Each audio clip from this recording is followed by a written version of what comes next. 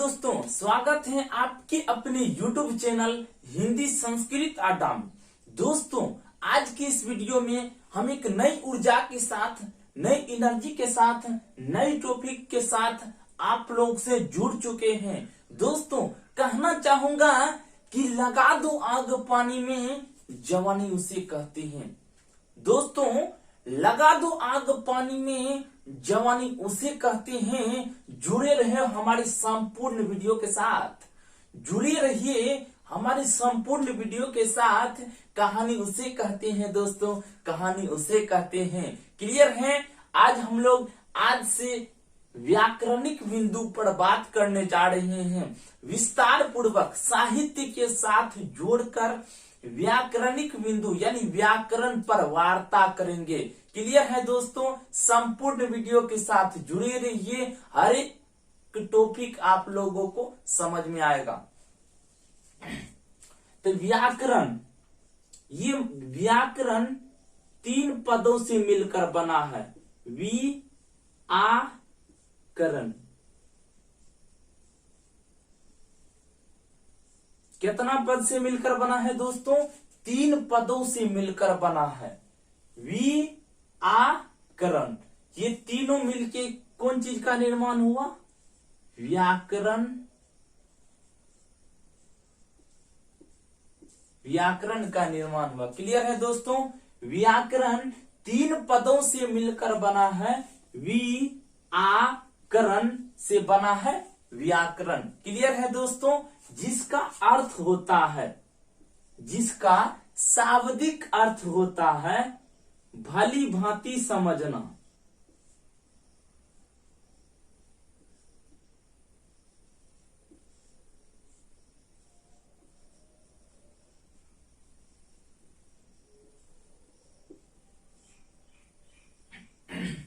जिसका अर्थ होता है भली भांति समझना।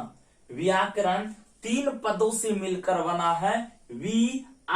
करण, जिसका शाब्दिक अर्थ होता है व्याकरण। क्लियर है दोस्तों?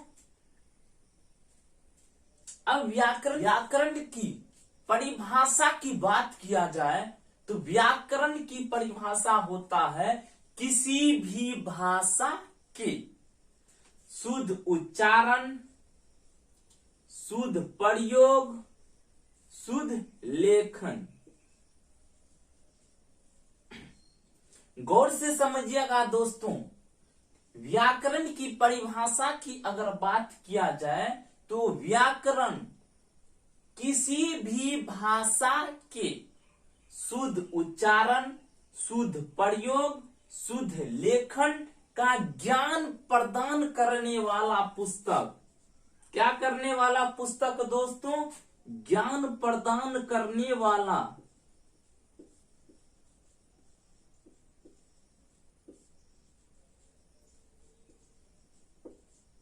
करने वाला पुस्तक।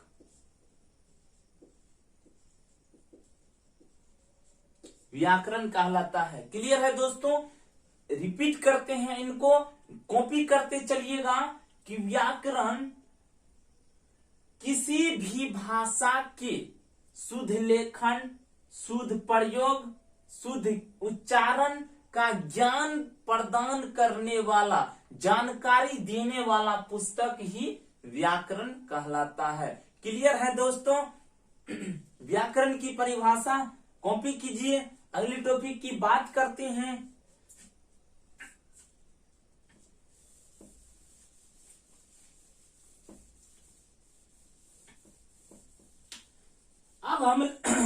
अब हम लोग व्याकरण की एक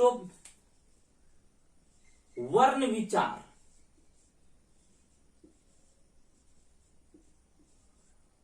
किसी भी भाषा या व्याकरण के प्रमुख 3 अंग होते हैं। कितना अंग होते हैं दोस्तों? 3 अंग होते हैं। पहला वर्ण, दूसरा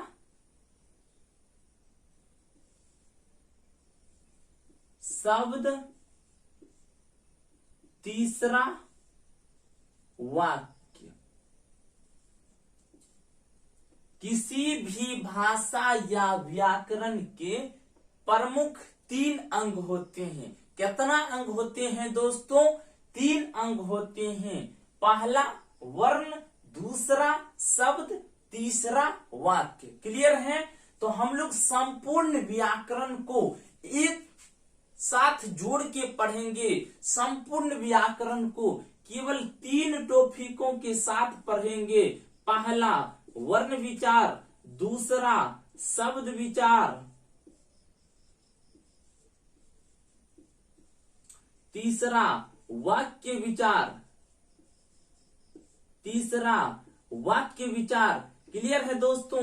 संपूर्ण व्याकरण को साहित्य के साथ जोड़कर इन 3 ही पॉइंट्स के अंतर्गत संपूर्ण व्याकरण को जोड़ के पढ़ेंगे। दोस्तों जुड़े रहिए हमारे संपूर्ण वीडियो के साथ। क्लियर है? आइए इन चीजों को समझने के लिए, इन तीनों को समझने के लिए यहाँ पे गौर करना पड़ेगा दोस्तों। इनको समझना पड़ेगा कि वाक्य का निर्माण शब्दों के सार्थक समूह से होता है। किससे होता है दोस्तों? शब्दों के सार्थक समूह से।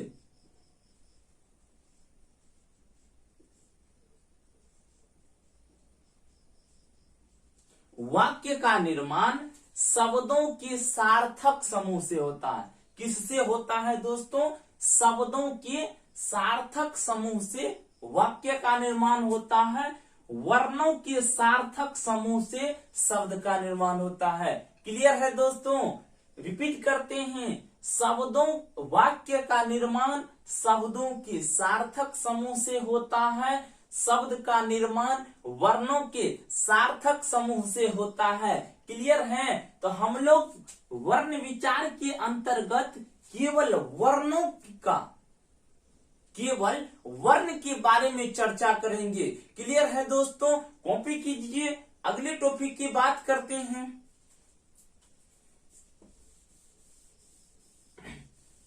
आज का जो मेरा नया टॉपिक निकल के आता है उसका नाम है वर्ण विचार। क्या नाम है दोस्तों? वर्ण विचार। क्लियर है?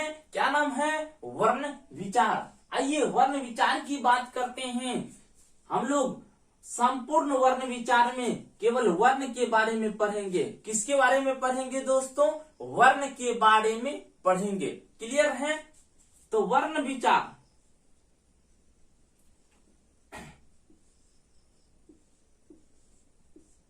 अब हम लोगों के मन में क्वेश्चन आने लगता है कि आखिर वर्ण क्या है? वर्ण किससे बना है? तो वाक्य का निर्माण शब्द से हुआ है, शब्द का निर्माण वर्ण से हुआ है और वर्ण का निर्माण ध्वनि से हुआ है दोस्तों। किससे हुआ है दोस्तों? ध्वनि से हुआ है। वाक्य का निर्माण शब्द से हुआ है, शब्द का निर्माण वर्ण से हुआ है, वर्ण का निर्माण ध्वनि से हुआ है। क्लियर है दोस्तों? अब हम लोगों के मन में क्वेश्चन आने लगता है कि आखिर ध्वनि क्या है? दोस्तों बारीकी से समझिएगा, हर एक पॉइंट्स को साहित्य के साथ जोड़ के क्लियर करेंगे। अब हम लोगों के मन में क्वेश्चन आने लगता है कि आखिर ध्वनि क्या है? क्लियर है दोस्तों? तो भाषा की सबसे छोटी मौखिक इकाई को ध्वनि कहते हैं। क्या कहते हैं दोस्तों? भाषा की सबसे छोटी मौखिक इकाई को ध्वनि कहते हैं। नोट कीजिएगा परिभाषा को कि ध्वनि क्या है। भाषा की सबसे छोटी मौखिक इकाई को ध्वनि कहते हैं। क्लियर है दोस्तों? आइए इनको समझते हैं। एग्जाम्पल की तौर पे अगर बोले अ कौन चीज बोले दोस्तों? मेरे साथ उच्चारण कीजिए। कौन चीज बोले? अगर अ का जो उच्चारण किए हम लोग, ध्वनि आवाज निकला हमारे मुंह से, तो ये जो भाषा की सबसे छोटी इकाई है इसी का नाम क्या है? इसका नाम क्या है? ध्वनि। यानी भाषा की सबसे छोटी मौखिक इकाई को ध्वनि कहते हैं। क्लियर है दोस्तों? उसी मौखिक इकाई के लिखित रूप को वर्ण कहते हैं। क्या कहते हैं दोस्तों? बारीकी से समझिएगा। भाषा की सबसे छोटी मौखिक इकाई को ध्वनि कहते हैं। उन्हीं छोटी मौखिक इकाई के लिखित रूप को वर्ण कहते हैं। दोस्तों क्या कहते हैं? वर्ण कहते हैं। क्लियर हुआ बात? पॉइंट्स कीजिए, कमेंट कीजिए, लाइक कीजिए, सब्सक्राइब कीजिए। दोस्तों अब वर्ण की परिभाषा यहीं से निकल के आ जाती है कि भाषा की सबसे छोटी मौखिक इकाई के लिखित रूप को वर्ण कहते हैं। रिपीट करते हैं दोस्तों, कॉपी कीजिएगा कि भाषा के सबसे छोटी मौखिक इकाई के लिखित रूप को वर्ण कहते हैं। क्या कहते हैं दोस्तों? वर्ण कहते हैं। क्या कहते हैं दोस्तों? वर्ण कहते हैं। क्लियर है? वर्ण क्लियर हुआ? ध्वनि क्लियर हुआ? दोस्तों कॉपी कीजिए। अब वर्ण विचार की बात करते हैं। दोस्तों अब वर्ण विचार की बात करते हैं। वर्ण विचार की परिभाषा की अगर बात किया जाए तो वर्ण विचार का परिभाषा होता है, हम क्या बोले कि वर्ण विचार के अंतर्गत संपूर्ण वर्ण के बारे में पढ़ेंगे। किसके बारे में पढ़ेंगे दोस्तों? संपूर्ण वर्ण के बारे में पढ़ेंगे। तो वर्ण का परिभाषा क्या बोले कि भाषा की सबसे छोटी मौखिक इकाई के लिखित रूप को वर्ण कहते हैं। क्या कहते हैं दोस्तों? वर्ण कहते हैं। तो वर्ण विचार की परिभाषा होती है कि वर्णों के शुद्ध उच्चारण, वर्णों के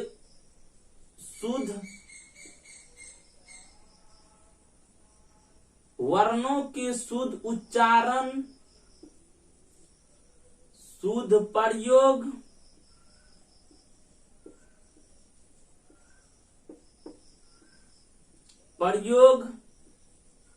शुद्ध लेखन। वर्ण विचार की परिभाषा यही से निकल के आती है दोस्तों कि वर्णों का शुद्ध उच्चारण, शुद्ध प्रयोग व शुद्ध लेखन का ज्ञान प्रदान करने वाला पुस्तक वर्ण विचार कहलाता है। क्या कहलाता है दोस्तों? वर्ण विचार कहलाता है।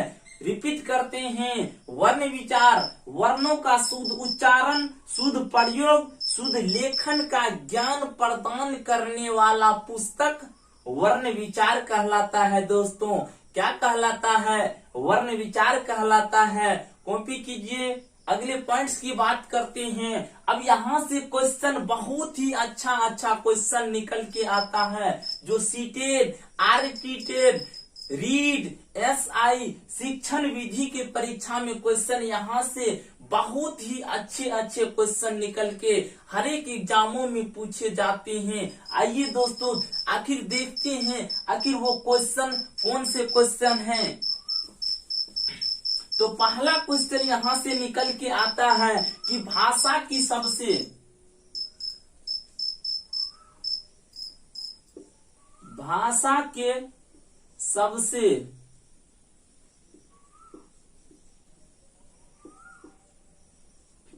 छोटी मौखिक इकाई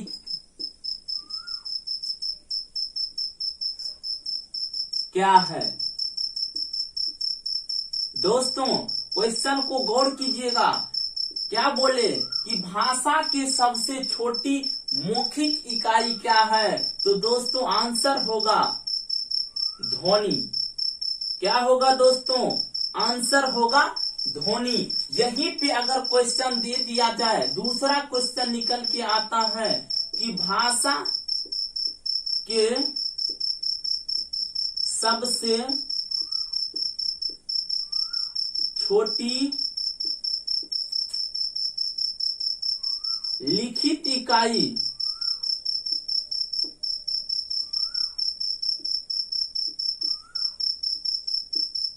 क्या है?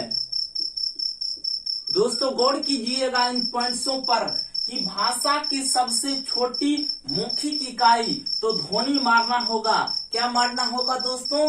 ध्वनि मारना होगा। लेकिन अगर क्वेश्चन में दे दिया जाए भाषा की सबसे छोटी लिखित इकाई क्या है? तो आप लोगों को अभी तुरंत बताएं कि भाषा की सबसे छोटी लिखित इकाई को वर्ण कहते हैं। क्या कहते हैं दोस्तों? वर्ण कहते हैं। क्या कहते हैं? वर्ण कहते हैं। तीसरा क्वेश्चन निकल के आता है यहाँ से, अगर क्वेश्चन में ना ही लिखित दे और ना ही मौखिक दे तो आंसर क्या होगा? अगर क्वेश्चन में ना ही लिखित दे और ना ही मौखिक दे तो इसका आंसर होगा वर्ण। क्या होगा दोस्तों? वर्ण। तो क्वेश्चन क्या पूछेगा कि भाषा की सबसे छोटी इकाई को क्या कहते हैं? वर्ण कहते हैं। देखिए दोस्त, यहीं से क्लियर होता है कि भाषा की, किसी भी भाषा के 3 अंग होते हैं। कितना? 3। पहला वर्ण, दूसरा शब्द, तीसरा वाक्य। क्लियर है दोस्तों? तो अब बताइए क्या है सबसे छोटी इकाई? वर्ण है। क्या है? वर्ण है। अगला क्वेश्चन निकल के यहाँ से आता है कि अर्थ के आधार पर, अर्थ के आधार पर, अर्थ के आधार पर भाषा की सबसे छोटी इकाई किसे कहते हैं? तो दोस्तों आंसर होगा शब्द। क्या होगा? शब्द। अर्थ के आधार पर भाषा की सबसे छोटी इकाई शब्द होगा, क्योंकि वर्ण का कोई अर्थ नहीं होता। दोस्तों गौर कीजिएगा, पॉइंट्स की लिखिएगा कि वर्ण का कोई अर्थ नहीं होता। तो भाषा की, अर्थ के आधार पर भाषा की सबसे छोटी इकाई शब्द होगा। क्या होगा दोस्तों? शब्द होगा। क्लियर है? अगला क्वेश्चन निकल के आता है यहाँ से कि अर्थ के आधार पर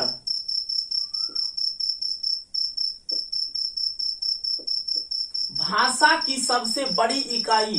दोस्तों अगला क्वेश्चन निकल के आता है कि अर्थ के आधार पर भाषा की सबसे बड़ी इकाई क्या होगा? तो आंसर होगा वाक्य। क्या होगा दोस्तों? आंसर होगा वाक्य। क्या होगा? वाक्य। एक बार इन सभी को रिपीट करते हैं, आप लोग नोट करते चलिएगा कि भाषा की सबसे छोटी मौखिक इकाई को क्या कहते हैं? ध्वनि कहते हैं। क्या कहते हैं दोस्तों? ध्वनि कहते हैं। दूसरा क्वेश्चन, भाषा की सबसे छोटी लिखित इकाई को क्या कहते हैं? वर्ण कहते हैं। अगला क्वेश्चन,